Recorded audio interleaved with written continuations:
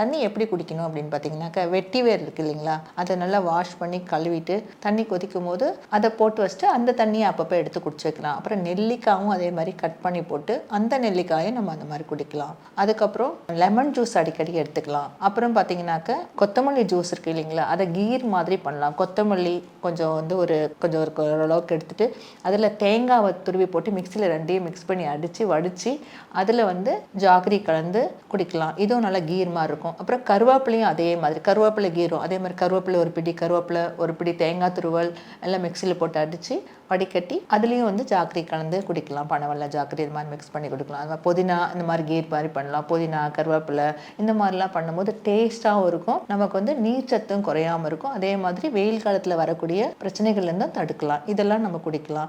அப்புறம் கம்பங்கூழ், ராகி கூழ் அதெல்லாம் நல்லா எடுத்துக்கலாங்க. கம்பு நல்லா என்ன பார்த்திங்கன்னா நைட் ஊற வச்சுட்டு நல்லா காலையில் எழுந்திரிச்சு நல்லா வாஷ் பண்ணிவிட்டு மிக்சியில் போட்டு அரைச்சி நல்லா கொதிக்க வச்சு அப்புறம் ஆற வச்சுட்டு மோர் மிக்ஸ் பண்ணி சின்ன வெங்காயம் கட் பண்ணி நல்லா உப்பு போட்டுட்டு நார்த்தங்காய் ஊறுக்க வச்சு, நார்த்தங்காயில் பார்த்திங்கன்னா நிறைய உடலுக்கு நோய் எதிர்ப்பு சக்தியை கொடுக்கக்கூடியது, லிவருக்கு நல்லது. அந்த நார்த்தங்காயில் நிறைய மருத்துவ குணம், வயிறு சம்மந்தப்பட்ட பிரச்சனைகளுக்கு ரொம்ப அற்புதமான ஒரு குணம் இருக்குது. அப்போ நார்த்தங்காய் ஊறுக்காய் வச்சுட்டு நீங்கள் கம்பங்கூழ், ராகி கூழ், சோளக்கூழ் இந்த மாதிரி கூழாக செஞ்சும் சாப்பிட்லாம்.